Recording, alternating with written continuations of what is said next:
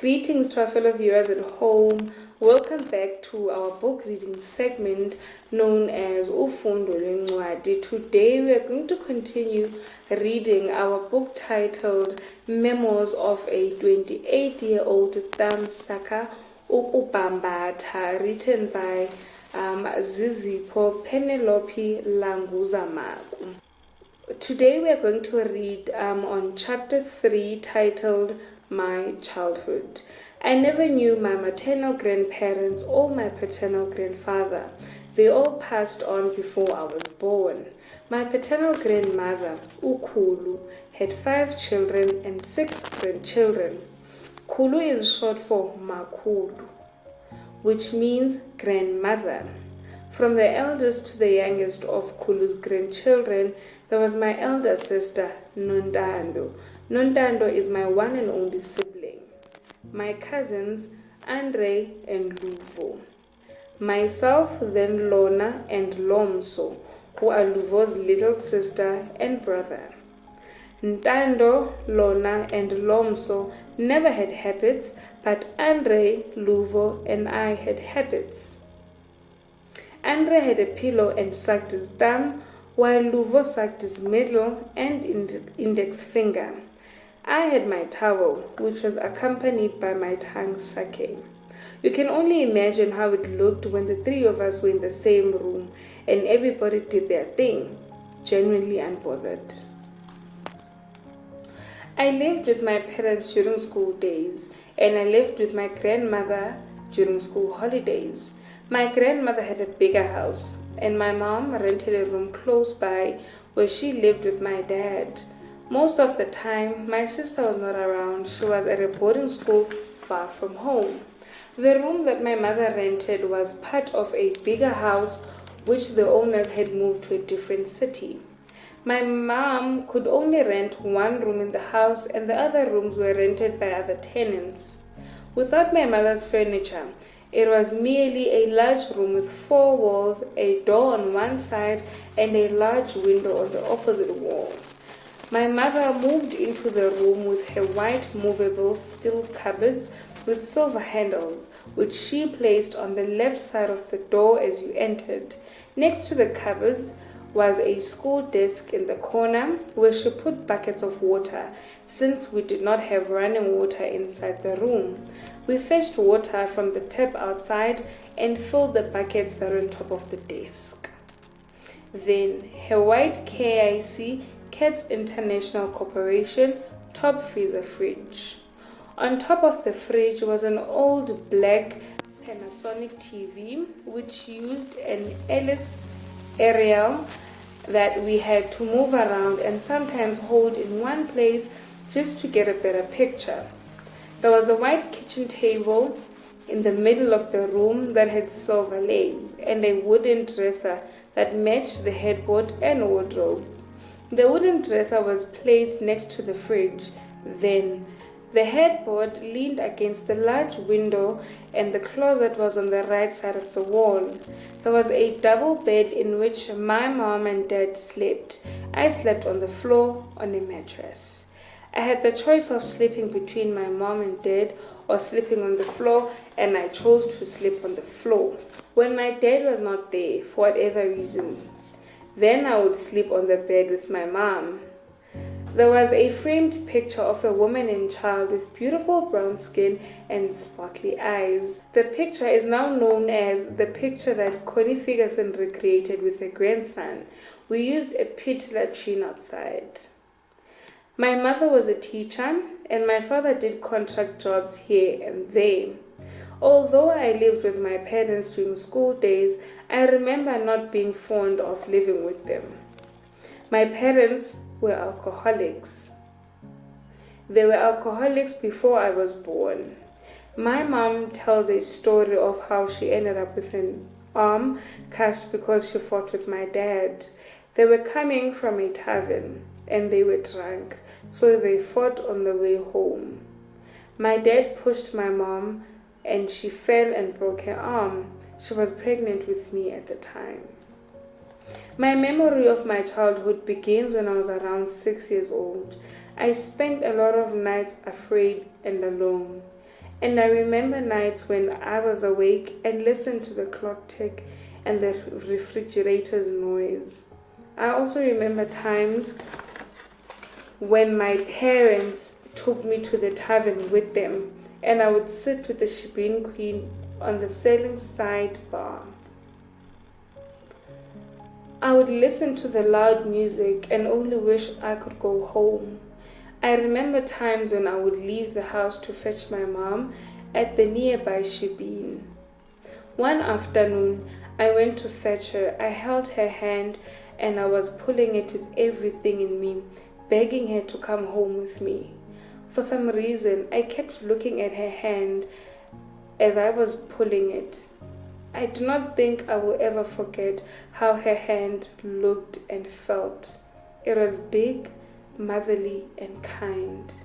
The one hand with which I was most familiar, the hand that bathed me, wiped my tears, and brushed my hair. I wonder if it is common to have such a distinct and vivid picture of a mother's hand. I remember looking at her and thinking, why does the owner of this hand not love me? I knew that other children had their parents at home. My friends were at home with their parents. So I begged her to come home with me. It was Ausmandwa, the Shebeen Queen, who finally fought for me and told her to leave. Then there were those nights when she came home drunk after leaving me all by myself, and she would approach the bed to check if I was okay. She would always ask if I had eaten. I can never forget the smell of her breath. It always smelled like beer, but it did not matter as long as I did not have to be alone anymore. I was afraid of being alone. One night, I woke up in the room that my mother rented, and people were surrounding me. The neighbors, friends, and my parents. I must have been around 9 years old. I woke up so confused about what was happening. I wondered how everybody got in there because I had locked the doors so I could sleep. My parents had not been there, and I was afraid, so I locked the door and slept. I always made sure to lock the door because I was always afraid when my parents were not there. So when I woke up, I knew that I had locked the door and my parents did not have a spare key. I could hear, "She's awake." Some clapped their hands as they walked away, and some shook their heads and sighed in disbelief and relief. As more people left the room, I caught a glimpse of the door. It had a crack from the top to the bottom. I asked my mom what had happened. She explained to me that she got home some minutes ago and knocked. She knew that I was inside because, for some reason, I had taken out the key from the keyhole, and she peeped and saw that I was sleeping on the bed. She knocked until neighbors came to check what was happening. All the neighbors' children and friends were screaming my name, but my mom kept peeping through the keyhole, and she could see that I was not moving. She eventually panicked and thought I had died. So she tore the door apart by hitting it with her arm. She walked up to me, and as soon as she touched me, I moved. That was when I woke up. My mom was drunk. She had been out drinking. My parents were almost always drinking, and it was for this reason that I preferred to live with my grandmother. I enjoyed living with Ukulu because she was always there. My cousins were around at times, and there was always someone to help Ukulu with house chores. I was never alone at Kulu's house, ever. On the last day of a particular school holiday, my parents came to fetch me at Kulu's house. I was not aware. I was too young to understand the whole setup of school holidays and school days. I only knew that sometimes I stayed with my parents and sometimes I stayed with Ukulu. The two places were only a 5-minute walk apart. I was not aware of when the school holidays started and ended.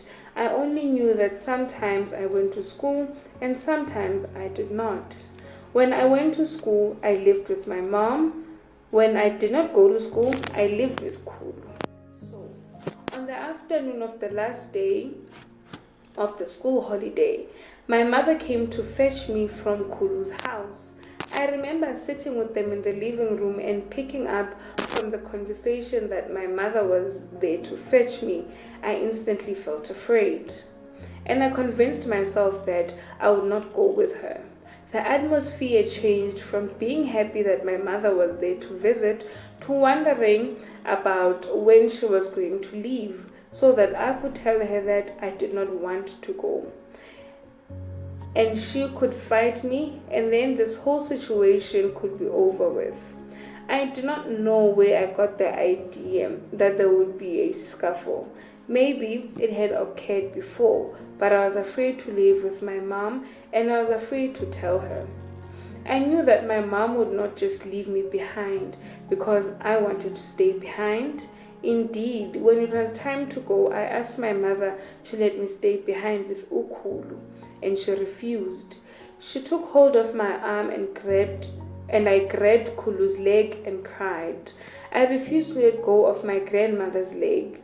She raised her hands to signal to my mother to not come close. My mother tried to reach for me, regardless of my grandmother's signal. I would not let go of my grandmother's leg. My mom lost the fight and left me there. She then proceeded to pack my school uniform and told me that I would have to pass by her place before going to school the following morning. I should iron my uniform and have it ready. The following morning, I went to her place, and I remember feeling awkward because my grandmother was not there anymore. It was just me and my mother. I did not know if I apologized, but I felt so guilty. I felt guilty because I did not want my mother.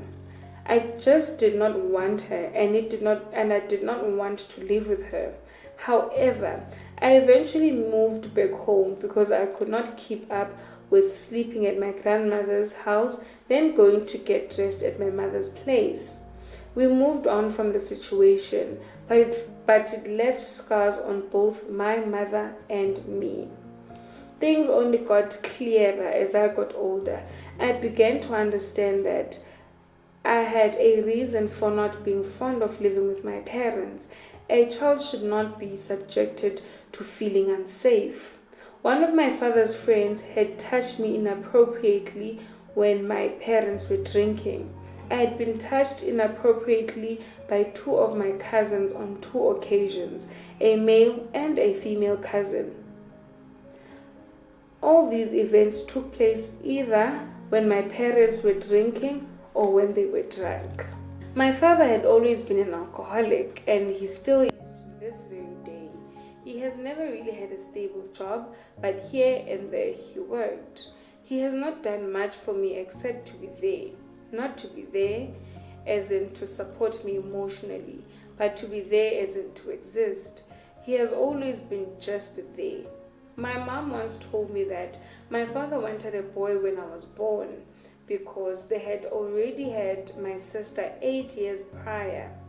I think he was very disappointed when he found out that I was a girl. So disappointed that I have always felt like my relationship with my dad would have been much better if I were a boy. He never cared about me, so much so that I wish I had been a boy so that he would love me. Everything I went through hurt a lot, and I cried a lot. However, I always had my towel, and it kept me calm and collected. It is a funny coincidence that I cried a lot, and it just so happens that I had the towel habit, which meant I could use my towel to wipe my tears. It helped me escape the distress that I was in. I wonder what life would have been like if I did not have my towel, because it is only much later in life that I could connect the dots as to how I survived. I think I turned out the way I did because of the towel, because whenever I was afraid and I took my towel, I forgot everything. I forgot that I was alone in this room. I forgot that I was sad. Primary school. To mark the register in primary school, the teacher would sit down with it on her desk and she would call out everybody's names. When your name was called, you'd have to say, "Present, teacher." It was like a nightmare for me. I always wanted to run away. It was an everyday thing, but every day I got anxious. I did not even know it was anxiety at the time.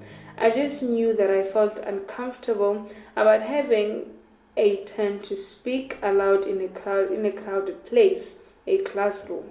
Yes, but a crowded place for me. For some reason, I felt like every time it was my turn to say present, everybody was looking at me and waiting to hear what I was going to say. Of course, this was far from the truth. Nobody cared. However, I still felt like I was asked to stand in front of the class and dance, which was by far the most embarrassing thing you could ask me to do. I was always worried about whether I would shout loud enough, or if, as quiet as the class was, I would hear my name being called at all, or that I would accidentally shout absent instead of present. Ridiculous thoughts. I was part of the top 5 learners in grade 1. I remember that it was my childhood friend Zinkita, me, and others who stood in front of the hall during assembly, and the teachers looked proud and everybody applauded. I had no idea what was going on. I only managed to put the puzzle together when I was much older. We stood there because we were the top 5 learners. Things started going downhill academically for me from there, because I did not know that I had to study my books and that I had to strive to be the best. I thought I just needed to be alive and pass. That was all. To me, passing meant getting the progress comment on my report. Whenever I got my report, I always looked at the comment from the teacher. If the comment said I passed, then that was it. I never looked at the marks, whether they were below or above average. I did not think they mattered at all. And that is how I ended up being an average student throughout school, maybe even below average. Now, that is the end of chapter 3, which is titled My Childhood.